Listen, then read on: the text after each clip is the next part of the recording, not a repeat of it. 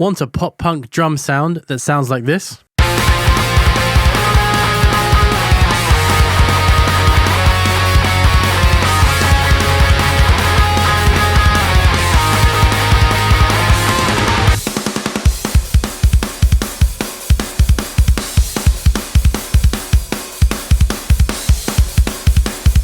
Quite often I hear drums from instruments like GGD, Modern and Massive, and they're mixed great, but they still lack the fullness and texture of pro-sounding drums. Today, using Modern and Massive, as well as some other drum libraries, I'll show you how to get a pop-punk drum sound that hits hard, and how I get my drum sound. These drums need to cut through walls of guitars and still feel energetic, snappy, and alive, but also big with some weight.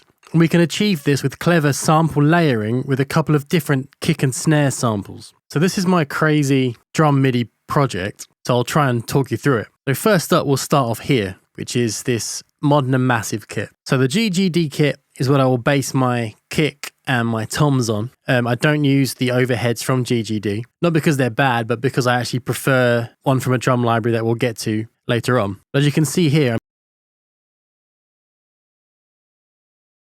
so I'm going to try and explain why I choose the samples that I do. So this kick here is my main kick sample because I think it sounds quite natural sounding, it's quite dynamic, it doesn't sound overly triggered. Even with velocities like this, there is a little bit of variation in there. But this is a pop punk song that just hits, so there isn't really much dynamics going on in the whole song at all. So this is the kick by itself. And yeah, it's a realistic sounding kick. You've got some stuff that you can EQ in there. If it was with the guitars, you know, you could push the top end out, you could make the low end tight, and you could boost that too. Cut some of those boxy mids if you wanted to. But I always find that you need more than just one kick, really. I would rather get a rounded kick sound with everything from different samples than try and shape that one thing with EQ and try and give it a bit of energy with compression. So what I actually do is add in this kick from Drumforge. So this is Drumforge here. And it's got loads of different samples built in. You know, you've got 10 different kicks there. You've got like 14 or even more, 23 different snares. This is one of the most versatile ones I've ever used. And I really don't see it being used that much. And I think it's definitely underrated. So I've got this kick 9 here. You get an option of different mics. So I've got the D6. If you've ever used a real D6, you'll know it's already kind of EQ'd. It's had the mid scooped. You've got good attack in there. You've got good tight bottom end as well. And that kick by itself sounds like this. So hopefully you noticed that the GGD kick is quite natural sounding. It hasn't been too EQ'd. It sounds like a raw kick drum. That sounds quite polished. It sounds quite triggery. You know, it does sound like a sampled kick. But I think that they complement each other perfectly. If I play them together, we have this. So I've gone for like a round, natural kick. Then I'm reinforcing the top and the bottom end with a tight, almost processed kick. Neither one of them sounds where it should by itself, but the sum of them together is sort of what makes the sound. So we have just GGD, just Drumforge, but then two together. So you've got what's going to push through the guitars, but you've also got something that sounds as real as you'll get really with MIDI drums. But that's not the end of it. I also think that with these drum instruments, they give you all these rooms and they're so underutilized. And I'll touch on that more in a second as you see my crazy drum room situation that I create for myself in these mixes. But the kick never really features too much in the room. And I want to add space to the kick. Again, I don't want to add a reverb in mixing. I don't want it to be too obvious because those guitars and all those bass and stuff is going to suck up the room. But I want it to sound like it's a live instrument. So I have this trigger sample that I use Trigger 2 for. And this I actually stole from a Dragged Under song. It's a one shot, but it's a really roomy one shot. So let's hear that by itself. Let me just turn that up so you can really hear the roominess of it. And some click there too. Now that sounds kind of pants by itself, right? But let me show you the three of them.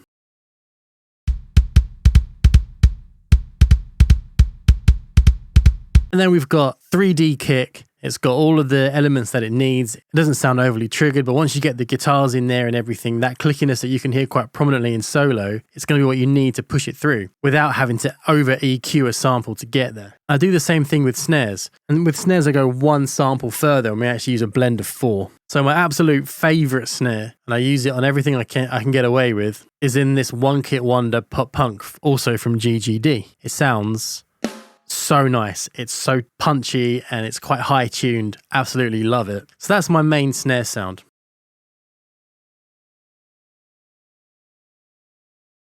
And I use the snare from the Pop Punk kit and the toms. But again, we'll get to toms and rooms. So this snare by itself sounds incredible, but again, you need so much more to get it to be present and push through those guitars, because I don't just want to compress and EQ the one snare. So what I try and do is pick snare samples that are going to complement this. So by itself, we have this, which I love. If you want more punch, you'll notice that it's quite high tuned, so it doesn't really have that. So going back to the versatile drum forge, and I have this snare 11 and snare 23. So it's this one here, the Ludwig Supraphonic LM400, blended with the Ludwig Jazz Festival here. I blend them in to be one snare. So you see I've got this called snare 1123 here. They're both being summed to this one track at equal volume, and that sounds like this. You know, there's not much room there. It's a dead, dry snare sample, but that's sort of what gives it its punch. You'll notice it's deeper tuned than the pop punk one, and you can do a lot with that, but blend that in with the pop punk snare, and we have this. So you've got that sort of like boxier sound that the snare 1123 is bringing, and you've got that nice, tight, high punk snare, and I can mess with the balance between those two. Oh, I'm not done there. So I'm going to add in another snare from Drumforge here, which is this DC Maple. I mean, that just sounds magic, but still not quite as good as the pop punk snare, I don't think. And this I would have lower down, but it would be something I would blend in if I need a bit more crack. A lot of the time, once you start getting the mix and everything starts coming together, your snare can often sound dull, even though it didn't when you first started. So you need a bit more of that top end. EQing top end on snares can be a disaster, especially if there's a lot of like the actual snares themselves, you know, or if the bottom mic is mixed in with the top mic, you haven't got any control over that. It can get really, you know, you can lose all of its punch. So that's why I like to pop this maple in there. So building this all together, we now have this sound. Yeah, there's so much attack in there, and I haven't even had, you know, there's no EQ going on. Obviously, you'd refine this with EQ, but raw, that's what it sounds like. You got that punch there and that snap. It's really cool. But I'm not done. The last thing that I do, and I can't remember when I stumbled upon this, I know a few people use this sort of kind of sample in their snares also, is a side stick. And again, I got this this is stock with Trigger 2. And then we have a little bit of compression going on as well. So we've got as fast as release as you can get, quite a lot of attack, but not the whole way. And that sounds like this. And it just makes your snare hit. If you listen to everything we have, all the samples together, you know, you can really tell that's going to kick through guitars and bass. And we haven't even had to EQ. You know, we've got one compressor on the snare stick, and that's kind of an anomaly. We haven't compressed. We haven't EQ'd. Add that in with our kick samples, and we have this.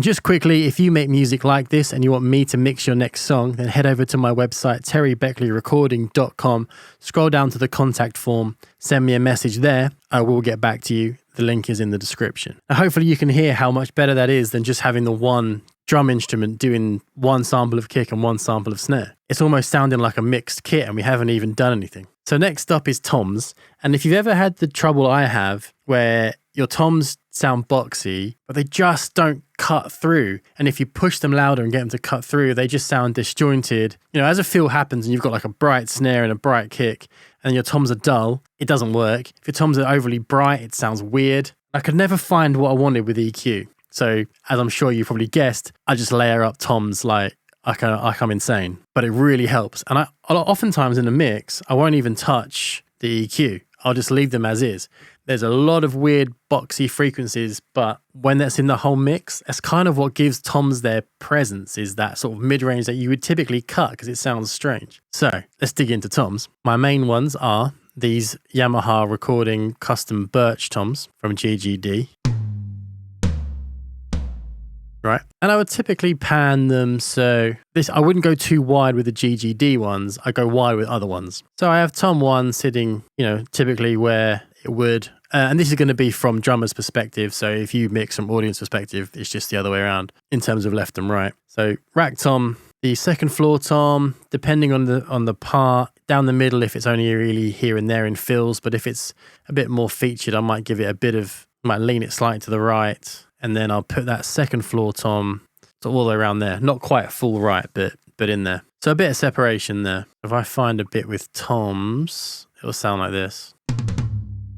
But obviously this is about layering samples. So I use these punk toms from the pop punk kit. Now I love how these are tuned because listen to this. Just that floor tom as well. Oh, it's got so much girth to it. I really like these toms. Unfortunately, you only get 2. So anything floor tom will end up on this floor tom. Everything rack tom ends up on that rack tom. And I kind of have to make do. You also can't really affect the panning in this plugin because it's the One Kit Wonders series. So they're hard panned, which is fine because actually what it does is it really makes my toms sound wide, but it also doesn't make them sound separate because I've been more narrow with the Modern and Massive toms. So altogether, if I do that quick tom fill again, we have this. Wish I had more toms to show really, but they're only sparse in this song. I don't stop there. Moving on to Drumforge. Drumforge has some great different toms. I mean, they're kind of geared towards metal, I think. And the toms here, I've got this Slingerland set here. So I've got high, low, and lower. And they're panned conservatively, like the Modern and Massive ones within the plugin. And I have them all bussed just to one track. So that's Drumforge toms, pop punk toms, Modern and Massive toms, and we have this. Again, I'm trying to keep that character of some of them sound processed, some of them sound natural. So you get the best of both worlds. The pop punk ones are really tuned well and separate. Modern and Massive ones are much more closer in pitch and more natural sounding. The Drumforge ones by themselves sound like this. So again, a lot of attack. That's where I'm getting that attack from, quite processed. And then I throw in this crazy curveball, which is actually stock Logic toms. And by themselves, these sound undesirable and kind of strange. But they cut through with everything else so well because they've got that mid-rangey stuff that you don't realize you need until it's missing in the entire mix. So all the toms together, we have this. And you've got that depth, you've got enough attack, you've got stuff that already sounds processed, you've got stuff that sounds natural. And this is sort of how I do it. I want it to be layered and multi-dimensional before I even start to mix, so I haven't got to EQ through guitars. So overheads, I'll quickly show them, but they are the Drumforge overheads because I like how these sound. I think they're like the smoothest overheads with as much brightness as you're going to get. The Modern and Massive overheads I like. They don't have the brightness and the smoothness together. So a quick demonstration, it sounds like this.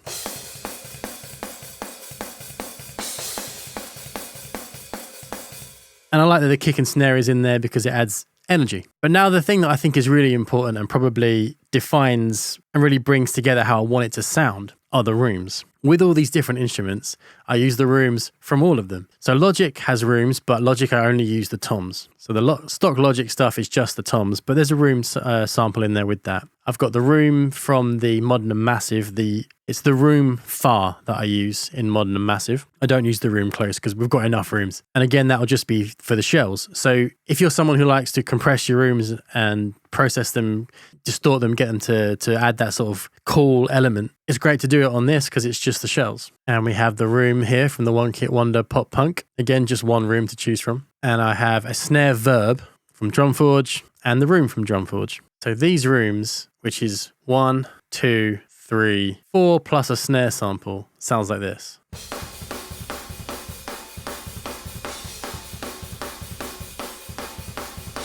And it's the rooms that I think get so underutilized with MIDI drums because, a lot of clever stuff is happening in these plugins that gives you these kind of realistic sounding room sound. And you can change how much of the shell is present in the room and stuff. And, don't ignore that. Work with that. So now I'm going to jump back to the mix. I'm going to turn all the mixing plugins off. I just want to show what the actual raw MIDI tracks sound like and how I start a mix. Okay, so these are my drums, raw, but exported from the project you just saw.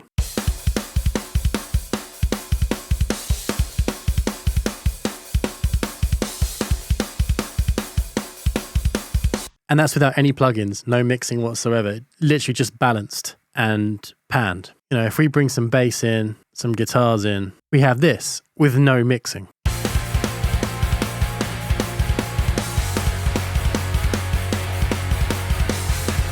See, it's already driving, it's already pushing through all of that stuff. So the mix is only going to make it stronger, and you can do way less. You haven't got to over EQ anything. You haven't got to push anything too far and ruin the sounds we spent so long deciding on and picking. And how this sounds when mixed is like this.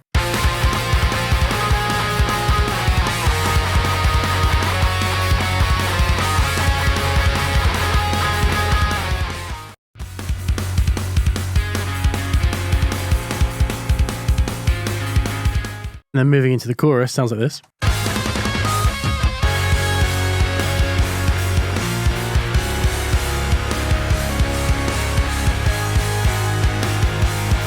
And then there's a bit of a chuggy ending here, and they still sound cool when it's a bit heavier.